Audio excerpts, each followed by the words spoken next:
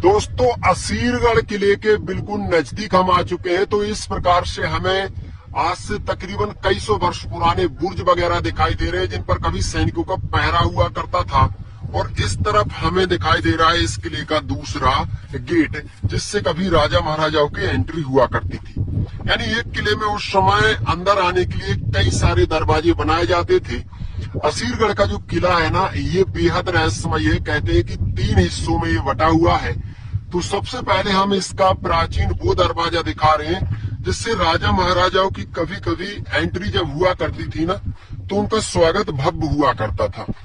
ये इस तरफ जो है ना, एक दीवार बनाई गई थी, जो एक समय काफी ऊंची थी और सामने दरवाजा है। दीवार पर सैनिक अपने अस्त्र शस्त्र लेकर पहरा दिया करते थे। आज फिलहाल में दीवार काफी टूट भी चुकी है और इस प्रकार से दिखाई पड़ती है।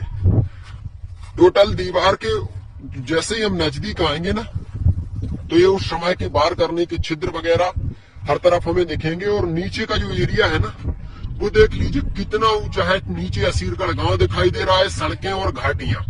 सतपुड़ा की पहाड़ियों पर बसा ये जो किला है ना, अपने आप में इतिहास को छुपा कर रखे हुए है, संजो कर रखे हुए हैं। और यहाँ से इसका एंट्री गेट हमें मिलेगा। यहाँ से हम इसका वो दरवाजा आपको दिखाना चाहते हैं, जिससे कभी राजा महाराजाओं की एंट्री हुआ करती थी, उनका स्वागत हुआ करता था। और जब स्वागत हुआ करता था ना, तो ऊपर से रानियां, राजकुमारियां, दासियां फूलों को बरसाया करती थी। भाई, ये तो रहा इसका वो दरवाजा जहाँ से राजा महाराजाओं का आगमन होता था। तो नीचे सैनिकों की बैठक हुआ करती थी और ऊपर भी खंड बनाए गए थे। ऊपर के जो खंड थे ना, इन पर कभी सैनिक और भी